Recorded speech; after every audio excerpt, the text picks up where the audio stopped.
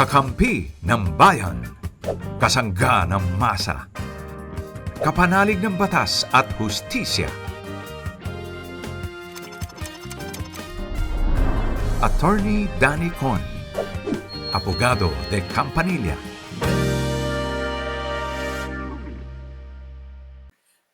Magandang gabi po sa lahat ng ating mga viewers ang mangdako ng mundo at syempre Luzon, Visayas at Mindanao.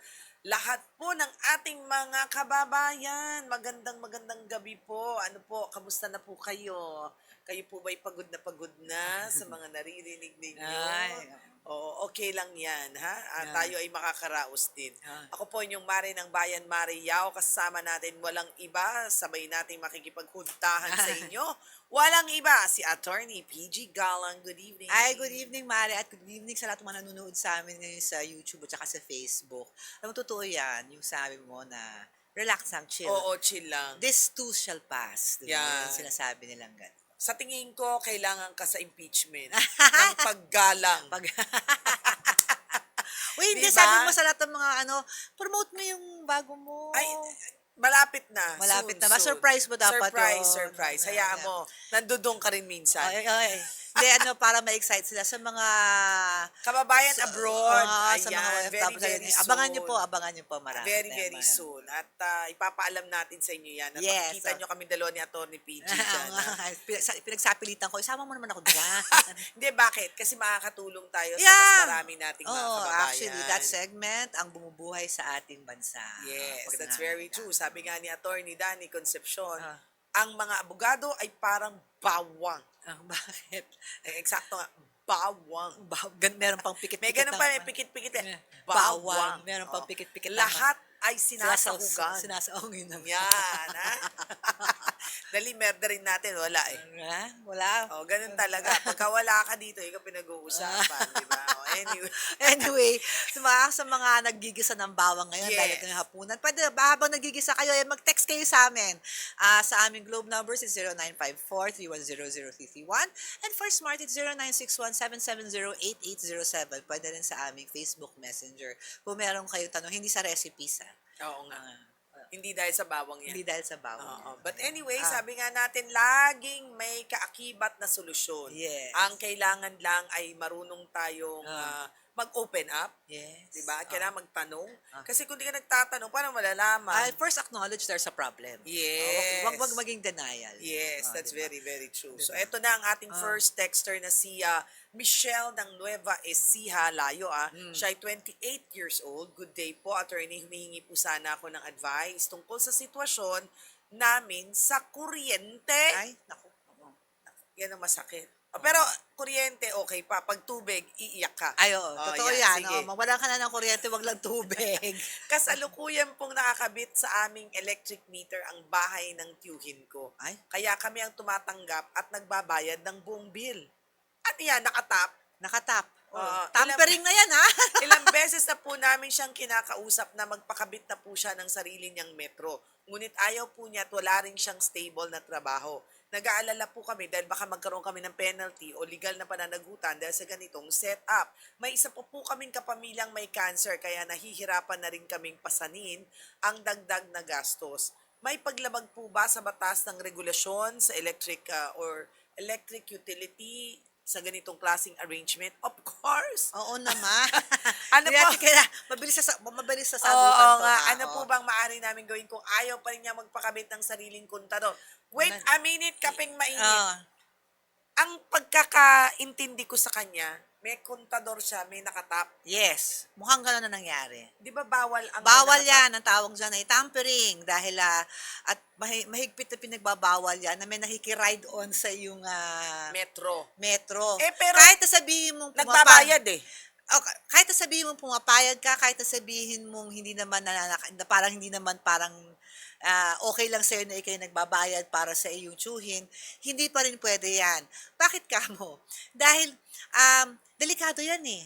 Baka ba pagsimulan ng sunog? Oo, makapagsisimula ng sunog yan. Kaya hindi lang dahil sa masama na nga kunyari kung hindi mo alam na may nagtatap pala kasi malamang karaniwan na Oo. kaso pag tampering, eh, hindi alam nung may-ari ng kontador na may nakatap pala sa kanya tapos nagtataka siya, "Bakit ang taas-taas ng kuryente ko?" Correct. Ay, hindi, may tatanungin ako sa'yo. Hmm. Anong difference nung tapping sa submeter? Ay, ang submeter actually pinapayagan yun, Okay. Ano naman pinapayagan. ang ibig sabihin nga nun? Anong itsura ng submeter? Ang submeter mukha ring metro. 'Di ba, mukha rin Ah, siyang metro, bibigyan ka ng Meralco ng ng Meralco 'pag sa Metro Manila 'no, pero 'pag sa ibang mga dako ng bansa, iba ang tawag sa kanilang mga cooperatives, 'di ba? Pero ang sub-meter is allowed. Kunyari merong mother meter, tapos nakakabit do'n lahat ng mga sub-meter, pero ang may ginagawa kanya-kanya metro. may kanya-kanyang metro, ang ginagawa diyan ay, binabasa rin yung mga sub-meters, tapos ina-add yun, tapos chine-check doon sa main meter. Kasi yung main Okay. meter, yung buo na yun eh. Tapos ang mangyayari, sub-meters, doon malalaman kung magkano yung share mo doon sa kabuuang Okay. sa Sorry, my kabuuang friend. sa kabuuang Babayaran dapat. babayaran Okay. dapat. Paki-check mo nga. Sinabi ba niya naka-top siya o naka-submeter siya? Hindi, walang nakalagay. Parang nakakabit sa kanya.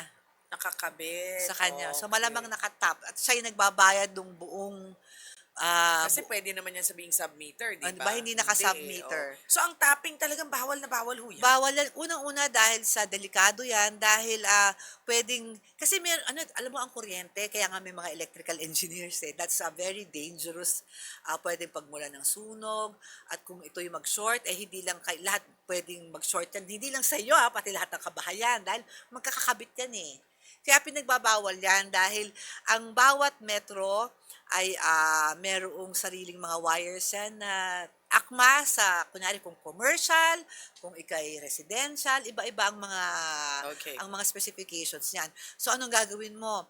Actually, patanggal mo na yan, di ba? Hindi, natatakot nga siya sa tsuhin niya eh. Pwede ba tawagin yung mismong electric company siya Yes, magtanggal? siya magtatanggal. Oh, wala namang illegal doon kasi nagbabayad naman sila eh. Oo eh. Pero bawal yun nga. Bawal so, yun, oo. sabihin mo kaysa makasuhan tayong dalawa. Oo, at saka at hindi lang, at actually, it's the least of your problems, kung biglang magkasunog. Correct. Kayong dalawa pa ngayon na Kayong may dalawa kasalanan. na may kasalanan kung may Yan. magkasunog sa inyong lugar. Sige. Sige. Ay, ang ganda ng pangalan nito. Honey. My love, so Oo, sweet. Honey. Okay. Oh. Makari Hello po, City. good Hi, evening po. Honey. Hello, good evening po. So, ano matutulong namin sa'yo ngayon, Honey? Regarding po kasi sa Vauci, Vauci. Bausi. Oh, Honey. O sige, ikaw ba ang nagkaso? yes po, ako po ang nag-file. Okay. Actually, may ongoing case po kami. Oh, okay. Saan nga? Sa fiscal o nasa korte na? Actually, na-pending po kasi siya sa PNP kasi as per advice po nung nasa Vauci desk, kailangan ko pa daw po ng psychological certification. Upon checking po online, Hindi naman kailangan. hindi naman daw po kailangan. Hindi nga So, ano kailangan. po kayang step? Mag-proceed na po ba ako sa prosecutor? Yes. Actually, may mga kaso na lumabas ng Supreme Court na the psychological certification is not necessary to be able to prove psychological abuse. 'Di ba? Kasi it's enough na yung nagkaso ay experienced mental Trauma. anguish, trauma, at talagang ikaw ay for the lack of a better term, ay talagang nabaliw-baliw ka na without actually a certification na ikaw ay na dumanas ng mental illness or nagkaroon ka ng sakit sa utak Sa dahil health. sa health dahil Mental doon. health. Because psychological abuse inexplain na yun ng Supreme Court na it doesn't need psychological So, certification. anong gagawin ni Hani? So ituloy mo na 'yan. So kung kasi usually pag pumunta ka sa desk, sa PNP desk, hinihingi nila bago sila tumuloy, sila na yung magrereklamo, 'di ba? Pero kung ayaw nila at gusto nila na magkaroon ka ng certificate at ayaw mo nang kumuha ng dalang, magastos kasi yun eh. 'Di ba, Honey? Actually, opo. Magastos siya. Meron naman pong in-endorse sa akin sa public na I think sa Mandaluyong po. Kaso, kung kaya mo malayo din naman, naman po kasi. kung ayaw mo na talagang gawin yan, pwede ka namang tumuloy na sa fiscal. Anong sasabihin niya? Pero kailangan gumawa ka ng complaint affidavit at hindi at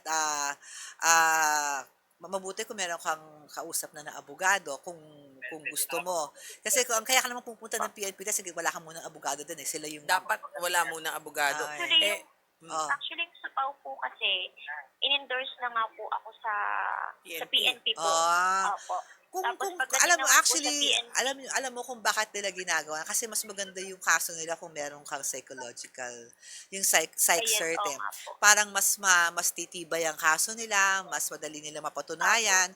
So nasa sa'yo yan, honey, kung may panahon Makiusap ka na lang sa polis. Oo. Sir, wala na ho talaga akong pambayad pero dyan nakapaw eh. na nga lang ako. Nakapaw na nga lang ho ako. Baka pwedeng ituloy na actually, willing natin. naman po akong mag-process nung sa psychological sa public. Pero as of now talaga, hindi pa po kaya ng time kasi mas priority ko po yung work ko since mas kailangan ko po yun para makapag-cover sa case. Okay, sa akin lang, okay.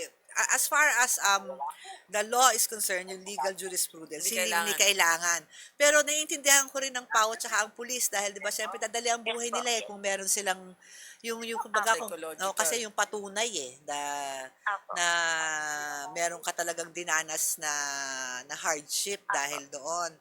So, ikaw, honey, pero kung ikaw nagmamadali, pwede mo naman ipilit yan. Pero kung hindi ka naman nagmamadali at laan mo ng panahon. Nasa sayo na yan, ha? Pwede po ba akong mag-file ng, ano ba yun, pendentilite? Ano daw? Okay. Pendentility while the case is ongoing. Yes While po. pwede. Kasi as of now, 3 months na po siyang hindi talaga nagbibigay, hindi nakikipag-communicate. Ang gawin mo ganito, pwede namang hindi vowsy yan. Pwede yan na humingi ka muna ng, ang tawag dyan temporary protection order. Nakasama dyan yung paghingi ng support while the case is pending. Paano niya gagawin yun? Pwede yun sa fiscal. Ang fiscal minsan nag-ano na yun Sa family court na po. Pwede na sa family court yun. Na hindi siya vowsy but just for the support. Kung meron kayong anak, pwede yun. Yes po, meron pong dalawang kids. Pwede yun. Puntahan mo na kaagad sa, meron din po kasi siyang refusal to support. Yes, kasi, Actually. okay, ang vowsy kasi, pag kayo nag-vowsy, ito, explain ko lang, honey, para sa ibang nakikinig rin, Sige po. Ang vowsy kasi, ang isa sa mga pwedeng lumabas na desisyon dyan is hindi lang yung tungkol sa abuse, pero tungkol rin sa suporta. Na even pending the case ay merong support pendentilite, meaning while the case is pending, the accused who has a duty to give support will be ordered by the court to give support while the case is pending. I see, I got it. Diba? So yun yung sabihin pendentilite. So wala ka na ibang... Tama ako, honey, di ba? Pwede kang ganon. Go kasi na. matagal kasi ang kaso, tapos minsan, gagawin mo? Walang suporta ng anak mo. Go Pwede ka na. yun. Sa family court daw, ha? Direct na po ako sa family court. Yes. Pwede yun. Kasi ang sa family court, ang anuhin lang nila is yung suporta. Sustento po. O yung sustento, oo. Okay. Petition for support lang yun. Petition for support. Yes, opo, petition for support. Actually, nag-check din po ako kasi sabi po doon, ang requirements is, isa sa requirements is, kailangan meron kang patunay regarding sa income niya. Yes. Kaso po kasi, hindi naman po niya dinidisclose since hiwalay naman po. Hindi, pagdating sa Pero, korte, as far as I know po, may trabaho siya. may trabaho po siya. Okay, Seaman po siya. pagdating naman sa korte kasi, mahasabpi na siya kasi meron ka ng kaso. At kasama dun sa sabpi na hingin nyo ay yung, di ba, meron dun yung sabpi na, Payslip. hingin nyo, magsabpi na kayo doon sa STECUM in a sense na ang hihingin nyo ay evidence of income. So korte na pala magtatanong Ayun nga po. nun. Korte na maghihingi. Kung ayaw ibigay sa'yo, ay ang korte ang hihingi sa kanya nun. Okay. Pag ikaw may petition Okay for po, sige support po. na. Nakuha mo na? Good luck, honey, Good luck, honey. Okay. Thank you po. Thank Thank you, Okay. attorney. Thank you rin. Okay. Alright. Thank you Sige. po sa program nyo. Ay, Okay. Thank you din. Thank you. Sige, Thank eto you na. so much po.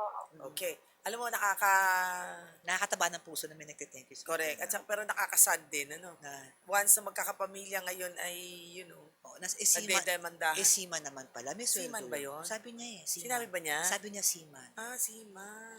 Pag ganyan, papakita mo sa DMW Oo yung nga. court. Tapos parang ang DMW na kukontak. Hindi, pagka may sumpi na siya at may court order siya, susunod ang manning agency. Oh, 'di ba? Yung manning agency na Yes. sana nakikinig pa si Honey at dito na Honey, pag ikay na Susunod ang manning oo, agency. na yung manning agency mo na ang bahala doon. Yes. O, ito na. Sabi ni Ryan na 25 years old ang Pasig City, ito daw ang problema niya. Ah. Nakalimang buwan na po ako sa aking probationary employment at sinabi ng kumpanya na hindi na raw ako pumasa sa evaluation para i-regularize.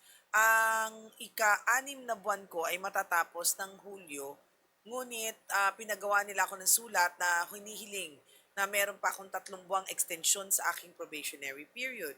Naguguluhan po ako kung maari ba itong ipagawa sa akin at kung legal ba itong ganitong klaseng arrangement. Ano po ba ang aking karapatan kapag probationary employee? Ano ba ang karapatan ng Can a probationary? probationary period be Be extended? extended. Yes. Alam mo naman, no? Yes. Oo. It can be extended, but it has to be extended with the mutual agreement of the parties. Ah. So dapat pumapayag yung empleyado at at ang employer. Hindi yung parang ang employer ang nag-extend at ayaw naman ng employee. Ay ngayon, ang tanong ko, pag nagsimula yung employee, ibig sabihin gusto niya. Oo. Di ba? Diba, Kasi baka sabihin niya, kasi pinilit minsan ka siya. talaga, may kaso na yan, nakalimutan ko na ano yung title, pero may kaso na yan, sinabi ng Supreme Court na the extension of a probationary employment is allowed if it is mutually agreed upon by the parties, and sometimes you cannot fault naman the employer. Minsan kasi ano yun minsan nga mabuti pa yun kasi kunyari hindi ka talaga pumasa, pero gusto ka pa niyang pagbigyan. Yung to give you extra time to be able to comply. Ang question ko, ang start ba ng kanyang regularization, if ever, is the start of the very first probationary day or after the probationary period? After the probation. After. Yun ang regularization niya. Yun na. But how many months For is... example, i-extend kasi 5 months Oo. na siya, di ba? Ang original probationary period niya, 6 months. On the 5th month, sinabihan na siya, mukhang hindi ka papasa.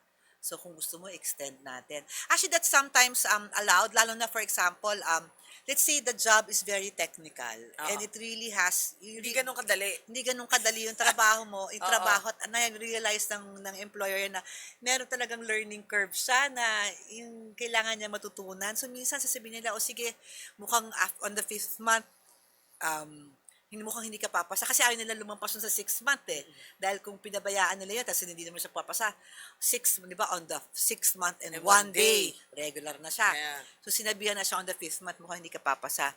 Pero, mukhang may nakita sa'yo, employer mo na parang, Masigasig ka mukha naman. naman kakayaman, extend natin kung Okay. gusto mo. How long can that be? That's a good question. It depends. But I mean, kasi Is 1 year uh, too long? I would think na it will be too long, but I cannot say for sure kasi it's on a case-to-case basis na yan. What is a reasonable extension? It depends on the job. It depends on what kind of work it is. But I would think, wag na wag lang, makikita naman yan na if they're using the extension to prevent your regularization. I see. I got it. Diba? So, if you feel that they are na pumapasa ka naman and they're just saying extend, para May problema na yun. May problema na yun. Okay. So, it depende na lang yan. Pero kung tingin mo naman yan talagang mukhang hindi ka masyado kung one time pa lang ka in-extend, I would think na okay lang yun. Pero kunyari kung twice na, kung ako naman yung employer, bakit extend na extend? Hindi ka pala marunong. Hindi ka pala marunong. Oo So, nga. parang feeling ko, baka ginagamit na lang na yung extension Oo nga. na sinasabi hindi ka pumapasa para lang hindi ka maging regular. Correct. So, pag Sige. ganon, pwede ka na magreklamo, magsena ka na. Correct. Ramdam-ramdam lang tayo, ha? Okay. Pakiramdaman. Sige. Si Elisa, 28 years old ng Cebu City, ang tanong niya, hindi po kasal ang mga magulang ko, pero matagal silang nagsasama at kinilala po ang aking ama bilang anak niya. Ako, ng aking ama bilang anak niya. Nasa apelido po ng nanay ko ang birth certificate ko habang ang dalawa kong nakababatang kapatid ay gumagamit na ng apelido ng aking ama. Namatay na po ang tatay ko at gusto ko sanang gamitin ang apelido niya. Pero wala po ang pangalan niya sa aking PSA birth certificate. posible po ba na maipaayos ang aking birth record at legal na magamit ang apelido ng aking ama kahit wala na siya? Yes. Pwede. Pwede ba yun? Pwede pa. Patay na? Oo, pwede pa. Pwede pa. Pero Paano? medyo, okay. Ideally, pwede bang gamitin ng isang, di sila kasal, pwede ba nang gamitin ng isang anak ng 2 taon na hindi kasal ng apelyido ng ama? Oo, di ba? Ang pinakamadali nga, ang swerte nun, yung 2 niyang anak mukhang napirmahan sa likod kasi usually kahit hindi kasal, sa likod kasi merong acknowledgement of Ng birth ng tatay. tatay. So Oo. mukhang siya hindi siya na-acknowledge. The best proof of acknowledgement is in the birth certificate. Yes, But wala eh. is it the only proof? No, it's not. Oo. The other proof is that if there is an affidavit of acknowledgement, Paano kung wala? kung wala na rin, pwede rin a personal written, handwritten. Paano kung wala? Yan ang problema natin. So ngayon, judicial na yan. Judicial recognition. Hihingin mo ang judicial recognition. Hindi dahil sa ama mo, pero para lang just of paternity ang mangyayari doon. My question is, of course, Kasi once mo kunyari, ang nangyayari yan sa civil registry, kunyari, hindi nga na nakapirma, pero meron naman siguro, kahit ano kasi, like, ang personal handwritten, hindi kailangan sulat na parang, ako ay o kaya example lang. may birthday card, dear anak, happy Ayun, birthday. happy birthday. Tapos nakapirma ang anak, ang tatay mo. Okay. Yun na yun, pwede na yun. I have a question. Oh. Text. Ha? Anak, pumunta ka dito sa ganito. Pumunta ka dyan. Hindi. Anak. Hindi pwede. Handwritten ang nakalagay sa pag ang iya. Teki na tayo. Hindi ko alam pero yun ang pa rin. Really? Hindi, pero alam mo kasi mahirap yun yung anak ha. Kasi may mga Hindi, taong totoo. I always say anak. May mga taong tinatawag kang anak kahit Pero hindi ka anak. Okay, I have a question. For example, is the DNA of Pwede your yun. siblings that can identify you Yes. as their 100%? Yes. And you're, yes. The daughter, the son of the father and the same yes, mother. Yes. Can that be? Pero pwede mong gamitin ang apelido? Yes, kasi actually, kunyari, kung meron ka nung mga iba na, yung una kong 3 sinabi, di ba, if there is a notarized affidavit of acknowledgement, kung meron ka, malamang wala, or kung meron kang, yun na nga, a personal handwritten evidence na talagang ina-acknowledge kayo, anak, happy birthday, itong ano mo, tapos nakapirma yung kahit birthday card, mga ganyan. Pwede na yon, pakita mo yon. Tapos sa susunod dyan, pupunta ka sa civil registry, meron silang tinatawag na affidavit to use the surname of the father. I just forgot what it's called in the civil registry, but you will file that, and then you can use the surname of your father. What if there is a property or something that's involved in that aspect? What do you mean property? Kasi baka may naiwan ng tatay kaya gusto niyang gawing... But the thing is, iba naman yon. Kasi ito use of surname eh. So, dito, malamang hindi siya pwede. Oo, pero iba naman yung umana sa use of surname. Yes. Even if you don't use the surname of your father, your biological father, it doesn't mean that hindi ka pwedeng magmana. It doesn't mean that you're not the illegitimate child. At mukha naman kasing silang 3 lahat ay illegitimate. Hindi kinasal yung mga magulang nila. Hindi, I'm just thinking out loud kung Yeah, sakaling... but Baka lang. magandang delineation yan. If you're not using the surname of your father, does that mean that you cannot inherit? Yes. No. I mean, hindi yun necessarily balakid. Kasi that's acknowledgement is different from being having the right to inherit. Even if you're not acknowledged, if you can prove that you are the child, an illegitimate child, you will inherit. Okay, sige. Okay. Napakaganda naman ng topic na yan, ha? Nakakatuwang pag-usapan yung mga ganyan, ha? Kasi, maraming nangyayaring ganyan. Oo. So, Na hindi lang alam kung paano nila gagawin. So, for example, hindi mo nagagamit, hindi mo nga alam na tatay mo pala siya, pero nangyari pala na yun na pala yun. At papapatunayan mong ikaw ay biological child niyan, whether or not you're acknowledged, magmamana ka. Ang tanong kasi ngayon is the use of the surname. The use of the surname needs acknowledgement. Interesting. Pero Okay. marami pa tayong pag-uusapan sa mga susunod nating mga episodes. But meantime, maraming salamat po sa pagsama niyo sa amin.